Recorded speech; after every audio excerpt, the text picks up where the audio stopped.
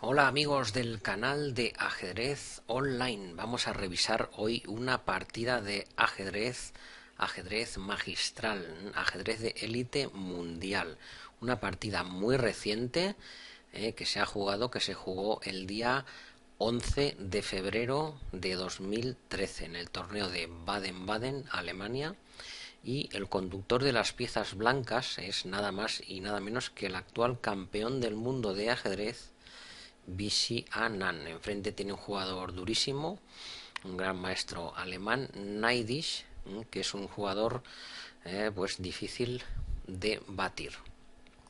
La partida comenzó con la apertura española, en este caso, y curiosamente las negras plantearon la defensa berlinesa, que últimamente las negras las están utilizando mucho para intentar igualar la partida. Otra forma más clásica de jugarla es con A6, alfil A4 y después de caballo F6, por ejemplo. Si en roque corto las negras disponen de la variante abierta, por ejemplo, o de, por ejemplo, E5, alfil B3 y la activa jugada alfil C5. Incluso también alfil B7. Esas son las otras maneras, digamos, un pelín más ambiciosas de jugar por parte de las negras. Tengo que deciros que todas estas variantes y todos estos porqués los tenéis explicados detalladamente, jugada a jugada, paso a paso, plan a plan, una jugada por qué se realiza. De hecho, porque en la actualidad, ahora mismo, los jugadores de las negras que de alguna manera no les importa hacer tablas, evidentemente a Naidish no le importaría hacer tablas contra el campeón mundial, ya que lleva las piezas negras. Muchos están decantando por la jugada caballo F6. Aquí Anand juega D3. D3 es una jugada relativamente que se está utilizando en la actualidad. Algunos jugadores simplemente pues no les gusta este final, el final que se produce tras estas jugadas, un final conocido, interesante, pero hay muchos jugadores que no les gusta este final. Primero hay que cambiar, lógicamente, y después se produce este final. Y hay muchos jugadores con las piezas blancas este final no les gusta. Es un final muy interesante, muy rico en conceptos estratégicos, pero hay algunos jugadores que con blancas no quieren entrar en ese final, ¿no? Y es por lo que en la actualidad se está utilizando a nivel mundial, bueno, más nivel mundial que que el campeón mundial de ajedrez no existe, e incluso Magnus Carlsen también ha utilizado la jugada D3 recientemente. Como os he dicho, lo tenéis todo explicado jugada a jugada y detalle a detalle el porqué. La apertura Ruy López, como ya sabéis, se jugó hace cientos de años, porque en la actualidad los jugadores, los mejores jugadores del mundo han llegado a la conclusión de que D3 es una opción interesante para jugar a ganar. Bueno, aquí D6 hay otras posibilidades. Aquí el tema es que cuando las blancas hacen D3, ya de alguna manera estaban amenazando alfil por caballo y comerse el peón de E5. Antes no era posible porque el suyo de E4 también estaba suelto. Después de D3 ya está defendido. Así es que es después de D6, una jugada lógica, aquí de entre las muchísimas jugadas que hay, en roque corto, sacar el alfil, caballo C3, esas jugadas no son muy buenas. Aquí el campeón mundial realiza esta flexible jugada. ¿Cuál es la explicación de esta jugada? Muy simple. Las blancas en un momento dado quieren avanzar en el centro y muy importante es que dan casillas a su alfil blanco, ya que de alguna manera en ese caso las negras podrían perseguir el alfil blanco y cambiarlo por su caballo. Esto también lo tenéis todo detallado, pormenorizado en el nuevo DVD de la apertura Ruy López, donde las blancas no deben procurar no perder su alfil blanco, que es el alma de su posición. Deben procurar no perderlo tan pronto como sucedería en esta variante. Evidentemente estos pequeños detalles son conocidos, lógicamente, por el campeón del mundo de ajedrez, y esa es la explicación de la jugada C3. Después de alfil E7, caballo BD2, enroque corto, aquí una jugada que no es nueva, pero es una jugada antigua, que la explicación es la siguiente. Os voy a explicar la jugada caballo F1. Normalmente las blancas hacen enroque corto. Vamos a suponer enroque corto, y para hacer el recorrido habitual del caballo de la española, caballo F1, caballo G3, deben de jugar torre E1. ¿Cuál es la explicación entonces de la jugada del campeón mundial? Que después de caballo F1, cuando haga caballo G3 y se enroque, no tiene por qué hacer torre 1. ¿Entendido? Así es que con esta maniobra tan estándar y popular en la de la apertura Ruy López, lo único que hace su plan es que lleva el caballo a su posición más normal en la española, que es a G3, pero después de enroque no tiene por qué hacer torre E1. Torre 1 es una jugada posible, pero se reserva la posibilidad de hacerla o no. Esa es la explicación de la maniobra rápida que pasa el caballo por F1 para luego llevarlo a G3. Aquí deciros que en este tipo de posición esta jugada, por ejemplo, es una jugada mala, un error de principiante, porque después de H3 el alfil no tiene otro remedio que cambiar, y no es una buena estrategia quedarse después con las casillas blancas débiles.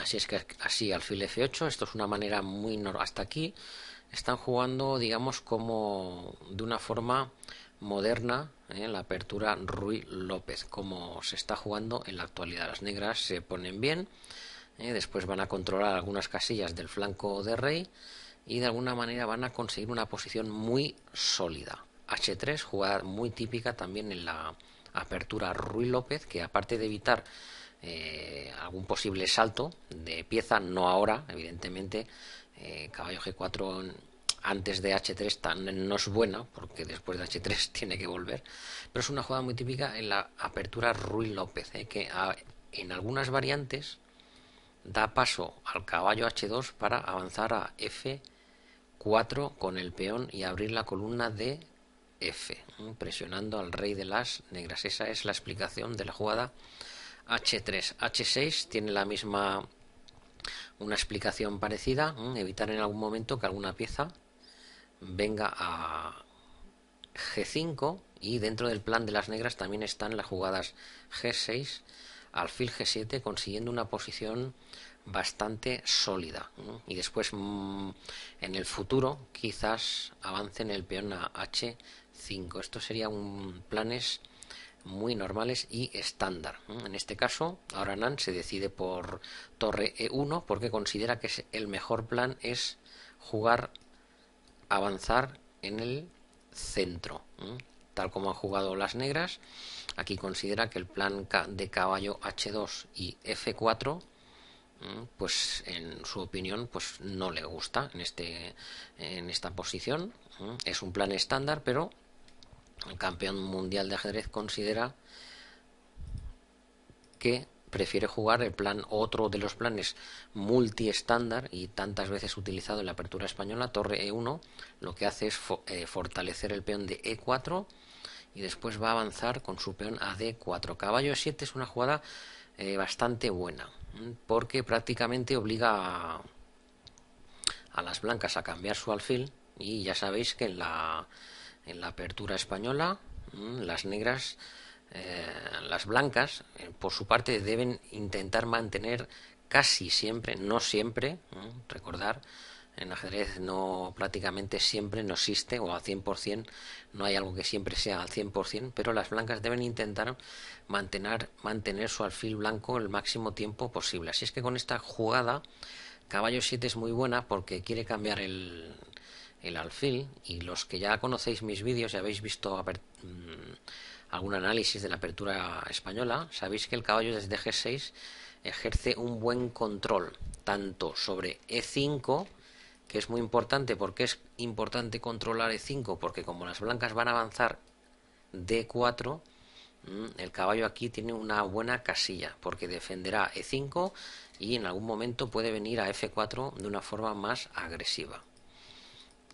Después del cambio de los alfiles, el campeón mundial juega D4, a lo que el jugador, el gran maestro alemán, hace caballo G6. Y aquí una pequeña reflexión, es por lo que estoy comentando esta partida, porque la verdad es que es una partida a nivel ajedrecístico, es una partida insuperable, es una partida muy buena y muy actual, y jugada de una forma que se juega muy en la actualidad.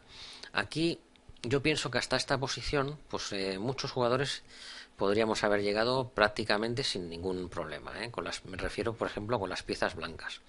Y con las piezas negras también, si se conoce bien la Ruy López, se puede jugar de esta forma tan correcta. Pero ahora surge una pregunta, la gran pregunta de ¿y ahora qué? Lo tenemos todo. El alfil no tampoco tiene una casilla muy decente para salir. Nuestro alfil de, por ejemplo, A3 es una jugada de desarrollo, pero bueno, hay que tener cuidado siempre con el peón de E4. Y se surgiría la gran pregunta, ¿no? Por ejemplo, jugadas, digamos, medio agresivas como caballo F5, también hay que tener cuidado con el peón de E4, ¿no? Sobre todo si las negras comieran en D4. Así es que esa es la gran pregunta. Y después de caballo G6, ¿y ahora qué? Lo tengo de todo bien desarrollado, hecho H3, todo perfecto en la apertura española, pero las negras han jugado muy bien. ¿Qué hago? ¿Qué hacer? Hago, por ejemplo, A4, me expando en el flanco de dama, intento A5, jugadas de ese estilo, o traigo mi dama a B3 o a C2. Eso sería un gran problema, porque hasta aquí prácticamente muchos jugadores podemos llegar a esta posición, pero el tema está en dar un paso más, y para eso es para lo que estudiamos estas partidas de jugadores fuera de serie. Aquí Anand inicia una expansión poco a poco en el flanco de dama. C4, una jugada muy interesante y digna de, pues bueno, en este caso digna de un campeón mundial. Él quiere, digamos, avanzar en el flanco de dama, puesto que las negras tienen una posición muy sólida, pero a la vez tampoco tienen grandes planes, con lo cual es una partida que las negras deben esperar y en su momento, digamos, reaccionar. El problema para las blancas es ¿qué hago? ¿Qué hacer? Porque las negras se han puesto muy bien, ya la jugada caballo H2 y F4 ya no tiene mucho sentido. Desarrollar por desarrollar pieza no es bueno, o sea, sino que lo que hay que hacer es jugar un plan. Eso ya lo sabéis también los que me seguís, que es mejor jugar un plan, aunque sea malo o dudoso, es mejor siempre jugar con algún plan que sin ningún plan. Así es que aquí nos muestra el campeón mundial que una vez que lo tiene todo bien hecho en el flanco de rey, como recomiendan libros muy antiguos, por cierto, también recomienda que hay que crear opciones o debilidades o expandirse en los dos flancos, porque muchas veces solo por un flanco no es posible, o sea, no nos da para ganar la partida. Aquí el gran maestro alemán se decidió por C5, que prácticamente fuerza a Anand a hacer D5. Bueno, fuerza, pero no es ningún problema porque es una buena jugada. Con este pequeño cambio en la estructura de peones, solo fijaros que anteriormente estaban en D4 y en C3, ahora están en C4 y en D5, ahora sí que las blancas tendrían planes posibles de este estilo. Alfil de 2, abrir la columna de B y presionar en el flanco de dama, con lo cual ya tendrían dos frentes abiertos. Y en un momento dado la jugada caballo F5 sí que podría ser molesta, pero siempre porque habríamos abierto otro foco de objetivos. Así es que este sería un plan muy bueno y sin ningún problema para las blancas. Las negras se están obligadas a simplemente a esperar. Así es que el gran maestro alemán se decide por abrir la posición con B5 de alguna manera lógica, aunque tiene algún pequeño defecto posicional, pero de alguna manera también es lógico querer abrir y no quedarse esperando a que el campeón del mundo se le eche encima. Aquí fijaros la forma tan instructiva de jugar. A partir de aquí el plan de las blancas a modo muy estándar va a ser hacerse fuerte en la casilla C4. Este va a ser su plan general. Y lo que vamos a ver es cómo el campeón mundial aplica las jugadas, el orden correcto de jugadas para hacerse fuerte en esta casilla. El plan general va a ir en este sentido. El caballo puede venir a D2, la dama a C2 para controlar esas casillas blancas, el peón a B3 para hacerse fuerte en C4. Esa podría ser la estrategia general, incluso también a 4, recordando algunas posiciones del gambito Volga. En el gambito Benko o Volga hay alguna variante donde las piezas de las negras por el flanco de dama se quedan ubicadas tal como van a quedar en esta partida. Dama C2, una buena jugada, ya está controlando C4 y lógicamente este es el siguiente paso que quiere hacer Anand, además de seguir ganando espacio en el flanco de dama. Caballo de 7, caballo de 2 y aquí caballo F4. En principio una jugada activa porque está tocando el punto débil de D3, un punto. Esto también recordarlo para vuestras partidas. Una vez que ha desaparecido el alfil de casillas blancas, hay casillas que se hacen débiles. En este caso la casilla D3. Por ejemplo aquí, si Anand jugara caballo C4, no sería gran cosa porque después de caballo B6 las negras digamos que mantienen todavía la partida cerca de la igualdad, digamos. Así es que aquí Anand realiza una jugada muy buena. Torre E3, que puede ser parecer una jugada paradójica, cumple muchísimas funciones. Además de la obvia de defender la casilla D3, sobre todo lo que hace es una defensa de la tercera fila muy importante, que como veréis en las próximas jugadas, si todavía no entendéis el concepto, en las próximas jugadas se verá. Como Anand quiere realizar B3 para instalar su caballo en C4, es muy probable que él deba hacer A4, con lo cual el peón de B3 es necesario tenerlo defendido con la torre. Así es que esta jugada torre E3 es una jugada, digamos, de ajedrez superior. Evidentemente, estamos ante el campeón mundial, pero esta partida la verdad es que nos ha enseñado muchísimo ajedrez. Nos está enseñando a jugar ajedrez el campeón mundial. Así es que G6, el Knight sigue con un plan bastante normal, que sería en algún momento H5, H4, ganar espacio y traer el alfil a H6. Y aquí Anand hace otra secuencia de movimientos buenísima. A4, la dama se mueve y A5. ¿Cuál es la explicación?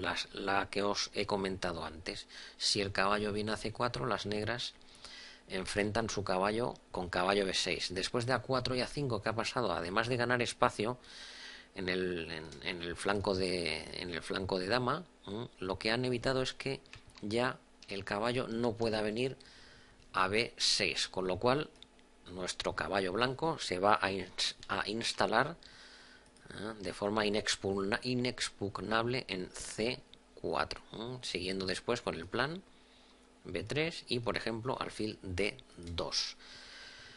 Torre B8, jugada lógica para tener presión en la columna de B, el caballo se instala por fin en C4 y después de torre B4, B3, lógica, las negras se doblaron, alfil D2 y la torre se marcha. Hasta aquí Anand está jugando, en mi opinión, una partida casi perfecta. Está haciendo un plan, ha jugado la apertura muy bien, después nos ha enseñado cómo avanzar con C4, Después ha iniciado la conquista de la casilla C4 y ahora realiza otra jugada muy buena. La jugada torre A3 lo que hace es sobreproteger el peón de B3 porque muy lógicamente Anand ya ve que las negras pueden jugar H5, alfil H6, con lo cual su torre de E3 podría tener alguna molestia, digamos, ¿no? Así es que en previsión de eso, si la torre debe volver a E1, una jugada de tipo jugada profilaxis como torre A3, jugada muy fuerte que defiende B3.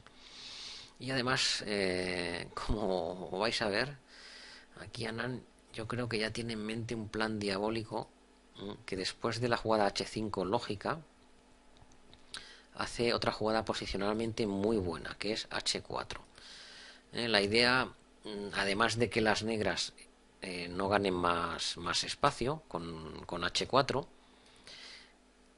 es que yo creo que aquí ya tiene en mente que el caballo de F4 tiene problemas, cosa que no pasaría, por ejemplo, si las negras hacen H4 y el caballo viene a F1, el caballo de F4 siempre tendría la retirada H5. Así es que Anand hace H4 y yo creo que aquí ya tiene en mente, digamos, interrogar a ese caballo. ¿Cómo? Muy sencillo, con las jugadas caballo F1 y G3 en su momento. Todo esto es el plan que tiene y el problema es que este caballo se está quedando sin retorno. Así es que H4, una jugada también muy posicionalmente muy buena. El gran maestro alemán hizo caballo F6. No sé si querría venir a G4 o simplemente porque como desde D7 ya a B6 no puede venir jamás porque está el peón de A5, trae la pieza hacia el flanco de rey. Y aquí Anand, este plan la verdad es que es extraordinario. También lo podéis utilizar esto en algún tipo de partida cuando hay un caballo avanzado sobre nuestro enroque. Hay una manera de echarlo es precisamente con H4 y después G3. Nos puede servir para algún tipo de posición de alguna manera parecida. Así es que hasta aquí la verdad es que creo que es una partida realmente modélica por parte del campeón mundial. Torre 1, así es que cuando Anand juega torre A3, en el momento que hace torre A3, ya tiene en mente todo este plan de retirar el caballo y de alguna manera interrogar a su homónimo que está situado en F4 a ver cómo se va a retirar. Esta forma de jugar al ajedrez solo está al alcance de poquísimos jugadores en el mundo. Así es que seguimos, torre 1, la retirada proyectada, ya tenemos nuestra torre en A3 y está todo en orden. Rey H7, aquí parece ser que no sé si realmente no vio que su caballo de F4 estaba en peligro, pero la verdad es que aquí la jugada G3 es muy sencilla. Así es que quizás las negras aquí, en vez de jugar, estoy pensando que en vez de jugar alfil H6, que aparentemente es una jugada molesta, pero yo creo que se va a revelar como una jugada mala. Y mi sugerencia podría ser una jugada del tipo de dama C8 para cuando Anand, o en este caso sí, Anand, las piezas blancas intenten echarnos con G3, de alguna manera tener alguna entrada con la dama y tener defendido nuestro peón de D6, muy importante. ¿Por qué digo esto? Porque en la partida, después de estas dos jugadas, claro, ahora la dama se tiene que quedar pendiente de la defensa del peón de D6 y cómo va a enfrentar las diversas amenazas que tiene el campeón mundial. Así es que aquí jugó rey H7, en cierta manera lógica, para defender el alfil de H6, que estaba suelto, estaba en el aire. Pero después de G3 la verdad es que no se ve aquí si las negras pueden salvar la partida. Aquí jugó el gran maestro alemán dama C8 y es curioso ver cómo aquí el campeón mundial tiene todavía 45 minutos en su reloj, como veis. Naidis aquí ya tiene menos porque evidentemente le están destrozando, o sea, le están dejando en una posición. Así es que para valorar en su justa medida cómo juegan estos jugadores de este nivel, en este caso Anand, hay que valorar que está, digamos, noqueando a un jugador que es de la élite mundial, que tiene más de 2.700 puntos de elo, que como ya sabéis hay pocos jugadores en el mundo que pasen de los 2.700. Dama C8. Aquí Anand, pues bueno, jugó F3, muy buena. También podía hacer caballo por D6, pero bueno, parece que dama H3 no le acababa de gustar. Aunque pienso que puede hacerla igualmente. De hecho, o sea, pienso que si no hubiera tenido otra, hubiera hecho caballo por D6. Pero esta jugada parece bastante mejor y más segura. Dama H3. El tema es que después de caballo H3 y rey G2, las negras van a perder su caballo. O sea, no hay manera de salvar el caballo porque caballo E3 y torre H1 el caballo se pierde. Por ejemplo, vamos a imaginar esta variante, caballo E8, las negras deben defender su peón, lógicamente. Y después de, por ejemplo, este cambio, pues aquí no se ve cómo van a defender su caballo. Después de torre H1. Así es que esta forma que ha jugado, digamos, implacable, Anand está dejando a un jugador muy bueno, lo está dejando sin ninguna opción. Después de dama H3 y una serie de cálculos, aquí considera Anand que pues bueno, que no hay nada. O sea, es que simplemente su rival no ha sabido cómo librarse del caballo de F4, no ha sabido digamos, cómo defenderlo. Y después de dama F3 trae la dama a la defensa, desde E2 defiende la segunda fila, dama H3 y peón por peón. La verdad es que esta posición ya está ganada. Hay que jugar con un poquito de cuidado porque vamos a suponer que las negras tengan jugadas de este estilo, pero aquí os vais a fijar en una pieza tan buena como el caballo de F1. También el caballo de si hablamos siempre del alfil español, del alfil de casillas blancas, también este caballo, el caballo de F1, cumple una gran misión defensiva, sobre todo de la casilla F2 y G3 también, pero sobre todo de la casilla H2, quiero decir, de la casilla H2.